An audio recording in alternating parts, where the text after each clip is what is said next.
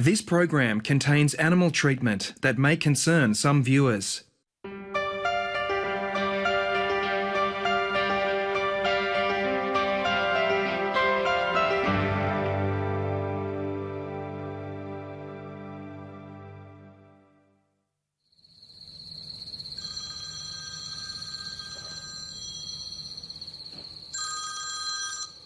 Hello? Often I get phone calls at night.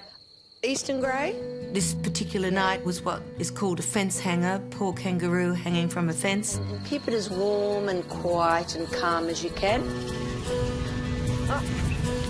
Belinda does have a particular love for kangaroos, and she has the skills to be able to care for them. And they're often the animals that people think, why am I going to bother, there's so many of them. Her situation's not great. All I can do is really give her pain relief, sedation, treat her foot, it's infected.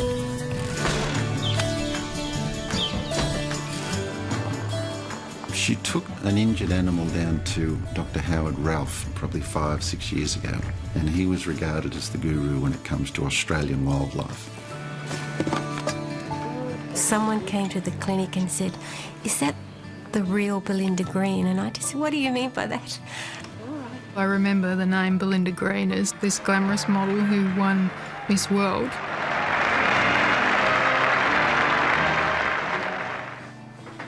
Hello, Howard. Hi, this is Poppy. In the consult room, I met Howard, and the way he treated the wallaroo, it just blew me away. It changed my life. Not just that day, but it changed my life forever.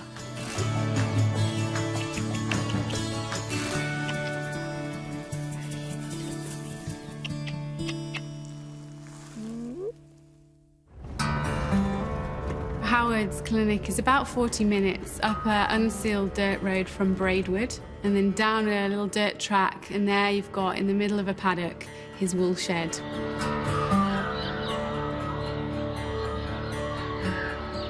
So from the outside, it's an old shearing shed, and you step through those glass doors, and inside it's a fully functioning veterinary clinic. I think it is lunchtime.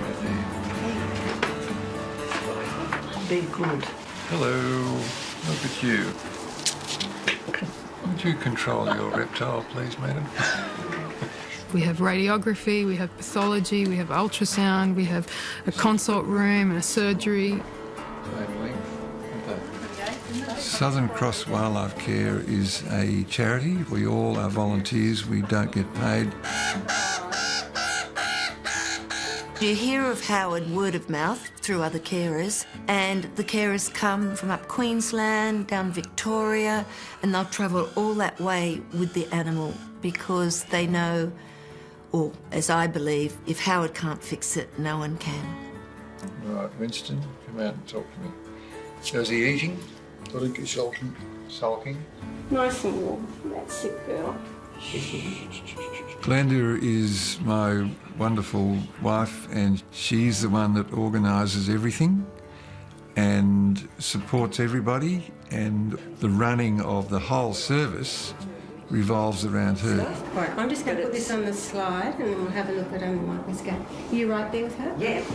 80 to 90% of the animals that we see are there because of the impact of humans.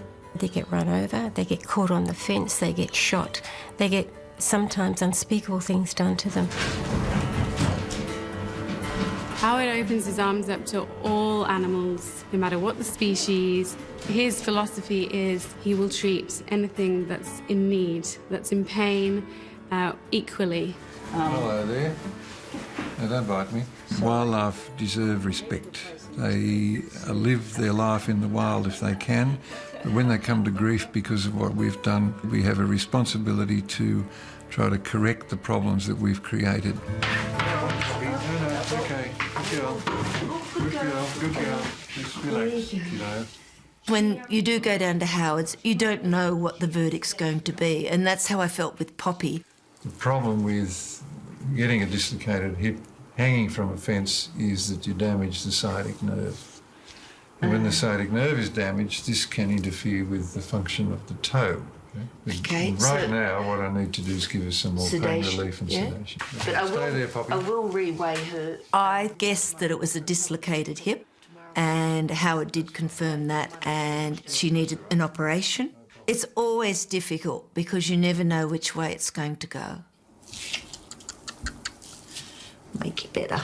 Belinda had a quality of caring and a quality of tolerance in that we're dealing with wild creatures and therefore you can't expect that they will behave like a dog and interact with you at that level. Here I come. It's definitely a far cry from modelling and glamour work if you see her sitting on the floor wiping up the poo of some animal that's just, you know, had diarrhoea all over the place. Good girl. No, down you go, sweetie. Hang on, down. Good girl. I have actually Googled her. And I looked up and, yeah, she had an amazing past. Belinda came from an extremely working class family and, you know, lived a very humble sort of life. I'm one of 4 children, and Dad passed away when I was 12 years old. After Dad died, Mum then had to work 2 jobs, one in a factory during the day, and then she went on to a hotel and did barmaid work. There wasn't a lot of room and time for things like affection and that in our family, sadly. I was a very insecure child and at times very sad too. Growing up, Belinda was known as Linny. She was a tomboy and she brought home a lot of stray animals, so Mum was constantly saying, take that animal back. Lynn was always a very pretty little girl and everybody noticed it and told my mum, but my mum wouldn't acknowledge it, and you never were allowed to look in the mirror too long because you're considered vain. By the time she was 15 and 16, she was starting to get really noticed then. For a kid who had nothing, who had an opportunity to exploit, you know, myself commercially, I suppose, yeah, I was willing to do it.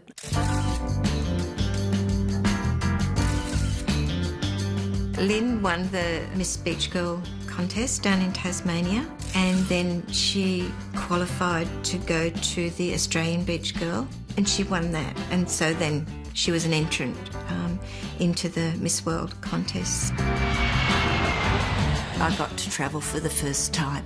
Linny Green in a jumbo jet. Ooh, that was sensational. Yeah. Miss World at the Royal Albert Hall in London.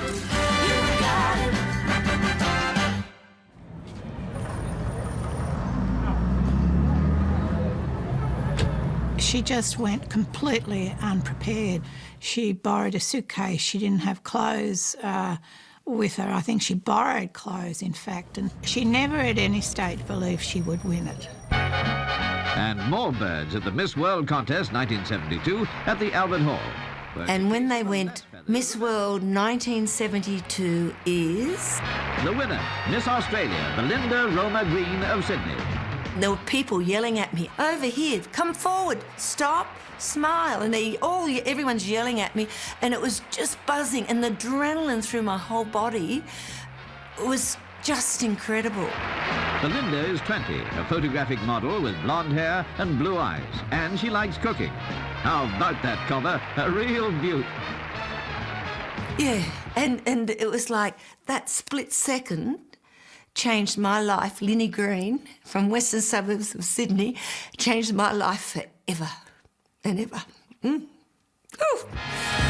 The most beautiful girl in the world. Belinda never felt like the most beautiful girl in the world, ever. Danny Foy, huh? Well, this is Belinda Green. Sure is. Part of her commitment with becoming Miss World was to travel with Bob Hope to Vietnam to entertain the troops. Why do you think your country produces so many beauties? Who can say? Maybe it's because we've descended from the British, and they're very handsome people. Well, I was born in England. Really? Maybe it's the fresh air and sunshine. What I learnt very quickly during Miss World was how to act like I was confident. I just learnt to be Miss World, yeah. Miss World, 20-year-old Belinda Green from Australia, opening Salon Beauty 73 at the Royal Lancaster Hotel, London. She didn't handle fame that well. She really wanted a really natural life. And very unworldly. Miss Unworldly she should have been. Please make her welcome, delightful and beautiful Belinda Green. I'd see her walk around Paddington. She sat down with me and said, "Can I come and see you one day?" And I said, "I'll squeeze you in." So I married John Singleton, who was an advertising man. He appealed to me because he was a bit of a wild bush cowboy and very exciting and loads of fun. And we had two beautiful daughters, Jessie and Sally. They both have such a zest for life. They both love people and to have a good time. They love the bush, the outback and animals. They say that they have the perfect relationship and the perfect divorce. Would you please welcome Belinda Green and John Singleton. Mum and Dad split up when we were quite young, and it was always a really good separation from what I can remember. And then Belinda said, "I think this marriage would be helped if you didn't come home anymore." Because where we lived, we had to go past a lot of pubs. Yeah. Well, Belinda went past a lot of pubs. There were two favourites. Going home one night and Belinda had made this beautiful dinner and the candles were all burned out and she was asleep at the table. And I've arrived home from the office having had too much to drink. But how many wives out there have cooked a meal for their husband and he doesn't come home, or in the end decide to throw it out? Well, that happened about 6 out of 7. Yeah, anyway, we're not here to discuss our bloody problems. I think with Johnny has a very short attention span. Yeah. In the nicest of ways. Yeah. What do you... And you put this on here? Where's my other bit? Is that for your husband?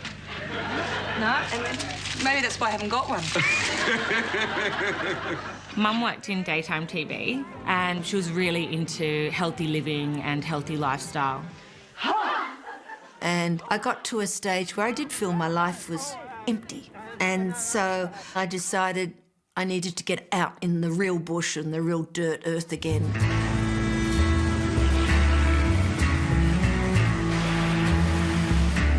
Belinda and I met about 15 years ago on the Desert Duel car rally, and I could just see that she loved it as much as I did. You know, I could see us just travelling off into the distance forever.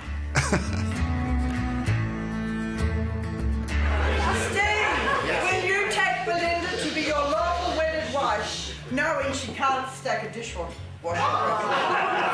Yes, I will.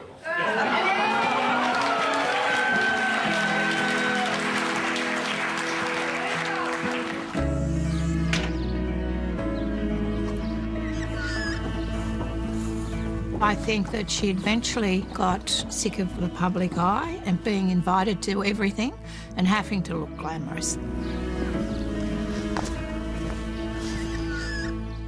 Both of us have always wanted to live in the country. We stumbled upon this beautiful farmhouse in Cowra. Belinda adapted to country life like a fish to water. I mean, she relished it. She could have every sort of animal she wanted and plenty of room. She's just always loved animals. And I mean not just dogs and cats and wild animals, but she goes right down to rescuing beetles at the side of the road in a flood. She'll be sweeping them up.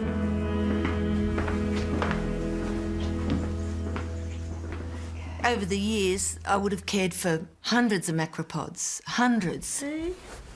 Sometimes I do wish there was an end to it, but I know that's impossible. There you go. They required feeding, bottle feeding every 4 hours. It was like a baby. It's a big commitment. That's her passion. That's what she loves doing. I imagine the people in Cowra do think Mum's a little bit nuts. Come on. There you go. Ooh. Now Mum is the crazy kangaroo lady there. Well done. That's wonderful. Because they shoot a lot of the kangaroos and my mum goes around rescuing them. Good girl.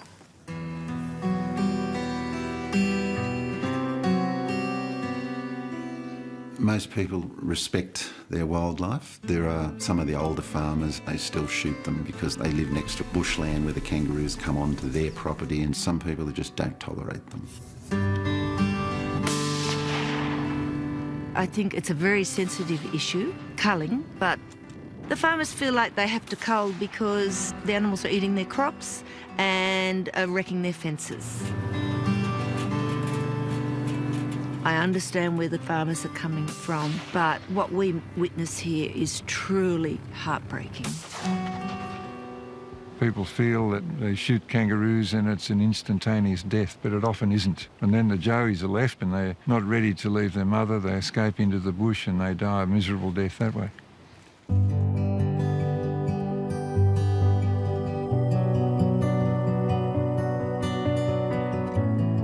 My parents were beautiful people, and my mother in particular took in any stray critter, whether it be a blue-tongued lizard or a bird or a child from down the street.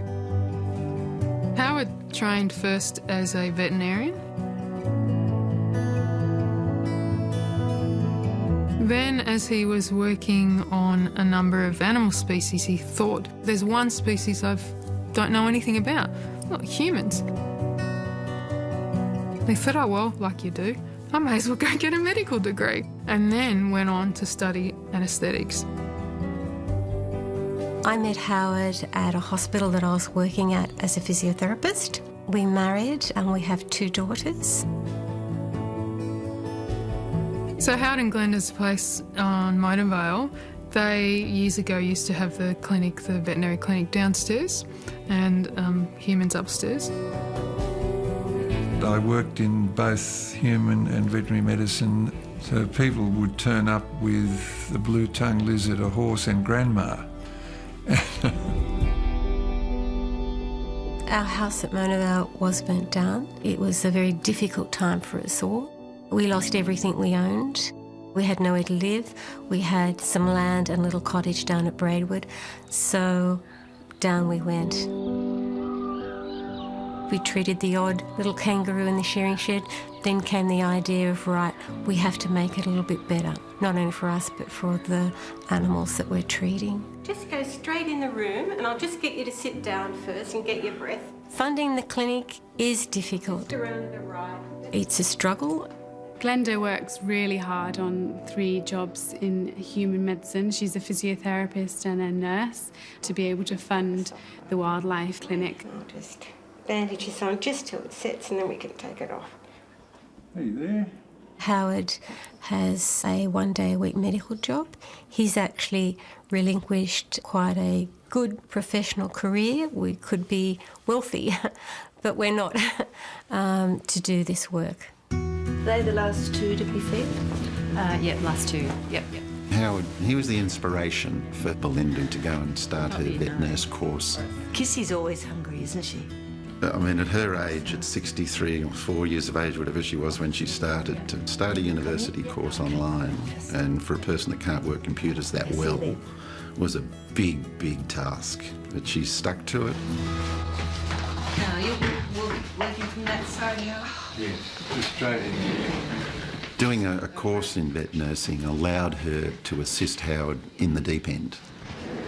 She's in the operating theatre, she's gowned up, she does the anaesthetics, she does everything under his guidance that you could possibly do. Very slowly. Poppy the kangaroo dislocated its hip, and the best thing was to do some surgery which would solve the problem. Watch your head. Sadly, most vets would euthanize, and also a lot of vets aren't trained or don't have that extensive knowledge when it comes to wildlife. We don't get any government funding at all. Some of the wildlife groups do get support from the national parks. We get nothing. The problem is, because of no funding and lack of support, everything there is begged, borrowed. It's all, cobbled together. We just make do with what's there. I think I've got a microscope that's made up of 15 microscopes all tacked together. You have to be adaptive. trying to get access to the femoral head. Okay, rotate. He can do it all. So he can do the cardiology, he can do the pathology, he can do the endocrinology, he can do orthopaedic surgery, and he can do it well. So Howard removed the head of the femur using a hammer and chisel. Sounds barbaric, but it's actually the method. Turn her off. Yeah, you can go off. And we'll get ready to wake her up. Working the long hours and doing the work that we do does take a physical toll. You know, I've actually sometimes sat in this room and just burst into tears because it can be just so overwhelming when you're really tired. I mean, I realise it's really important work, but it really does stretch you to the limit. It really does. Howard, Yo. I've got a surprise for you. Yo. Poppy's here. I like good surprises. Wow. She stood up. Really? On her own. She stood up without help. I suppose the thing that keeps us going is you see that little animal there that needs you. There's no one else to do it. Whoop. Oh, come on, darling. Don't run away. She's off. A lot of the wildlife carers we get are from overseas, and I ask them, why do you care for wildlife? And they say, because in our home countries we used to have them, but they've all gone extinct a long time ago.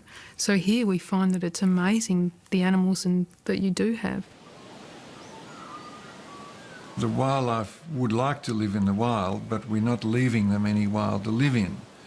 We're knocking down their habitat and therefore displacing them to be caught up with other traumas.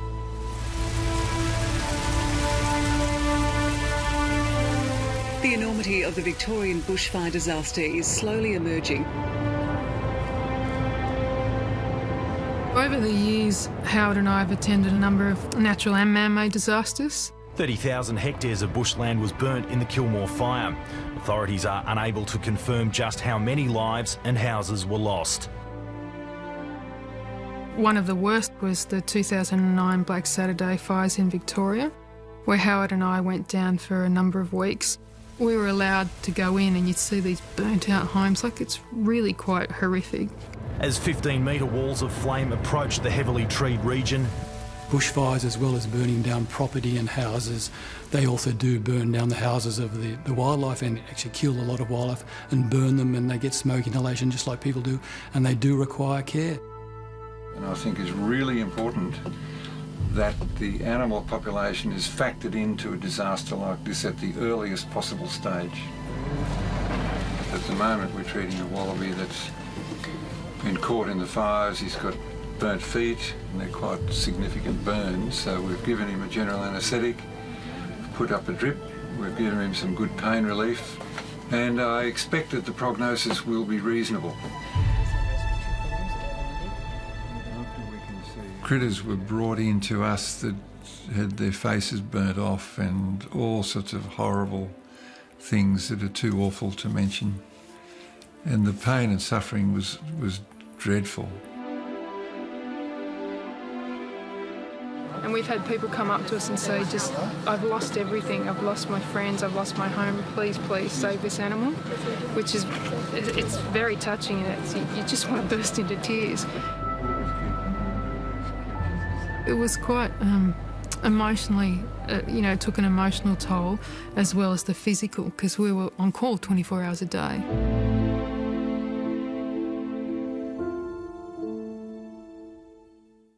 There's probably something wrong here that we need to investigate a bit further. What about this? Scouring, probably got diarrhoea. Whoa, we're in a big trouble here. Howard and also Tanya travel around Australia giving education sessions to carers. So this is an emergency. She's actually got a fracture there. I took her to a vet and they just set it. We feel a responsibility not only to the wildlife, but we have a responsibility to the carers to support them. It's quite deformed at this point. Unfortunately, what's happened is it's fractured and set in the wrong position. I've learned a lot over the number of years, and I would really like to impart some of that knowledge to people who may not have it. I do get a sense of urgency about that. Howard's health's always been a concern. He's fallen off the roof of the house, he's had a car accident, he's had other health issues. falling off. He certainly has significant pain, but he keeps that to himself. He soldiers on. Marie, are you available? Having had a lot of pain and trauma in my life, I can well understand how my patients feel when they're in those circumstances. I could be retired, but I never will, because it's something that I can't just walk away from. No need to panic. I think you've done the right thing by ringing up. No one goes on forever, sadly. If at any time you feel... Our vision would be to have the clinic remain and then have a number of vets that would come and work there, all on a voluntary basis, and share the workload. Hey, puppy. Both of you standing up. Poppy now is probably 6 months away from being released if all goes well. Oh, 2, 3. My plan for Poppy is that she will be released with 3 others that I've got out there in the paddock now. You're a big girl. I take them all out together and they're released. That's where they want to be, that's where they need to be. Put you in the wall. That process is heartbreaking for Mum because she's letting her children go after rearing them. Hey, guys, shh. It's still emotional, but that's quite selfish, really, of me.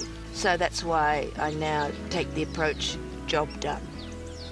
On to the next one.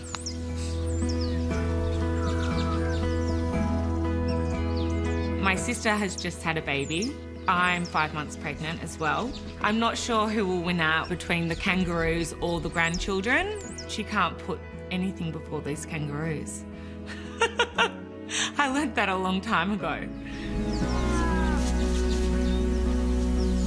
It sometimes completely drains you and you get disheartened and sad, but the majority of the time it's just so exhilarating. Agreement. That empty little piece of me that's always been there, which I guess is finding that passion inside me, now has been filled thanks to Howard. Yeah. I don't know if he realises how much he affected my life and has helped me fulfil things in my life personally.